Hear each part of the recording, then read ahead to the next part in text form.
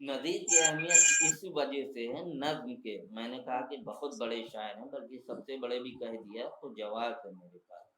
نظیر نے اکیلے یہ کام کیا، نہ کوئی تنظیم بنی ہے، نہ کوئی انجمن بنا ہے، نہ کوئی منصور تھا اس وقت، ٹھیک ہے، نہ حالات کو بہت دیکھ کے، یا نذیر اکبر آبادی بہت سیاسی آدمی تھے، بالکل نہیں تھے، قلندرانہ مزاج تھا، بہت صاف ستھرے آدمی رہے ہیں۔ انہوں نے ایک چیز لاشعوری طور پر شروع کری، مگر اس کو اتنا خوبصورت بنا دیا کہ ہمارے یہاں نظمیں نہیں تھیں۔ نظمیں مثال کے طور پر ہمارے یہاں جب شاعری کی شروعات ہوتی ہے قلی قطب شاہ کے یہاں بھی ملتی ہے، یہ میں کئی بار عرض کرتا ہوں، اس کو غور سے سن لیجیے، اس کے بعد یہ بات کو ختم کریں گے، پھر نظیر پہ آئیں گے انشاءاللہ اگلے کلاس میں۔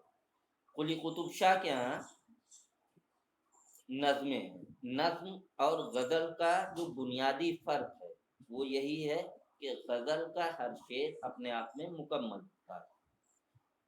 کسی ایک شعر میں کوئی ایک خیال یا کوئی ایک احساس قلم بند کر دیا جاتا ہے، ٹھیک ہے۔ کبھی کبھار یہ ہوتا ہے کہ ایک شعر میں نہ ہو کے دو اشعار یعنی چار مصروں میں ایک بات مکمل کی جاتی ہے، اسے غزل میں قطع بند کہتے ہیں، نوٹ کر لیجیے چاہیے تک نہ پتہ رہے، ٹھیک ہے، کہ دو مصروں میں بات پوری نہیں ہو رہی، یہ کبھی کبھار ہوتا ہے، اساتذہ نے زیادہ تر اس کام کو انجام دیا۔ مثال کے طور پر ختم ہی ہونا تھا۔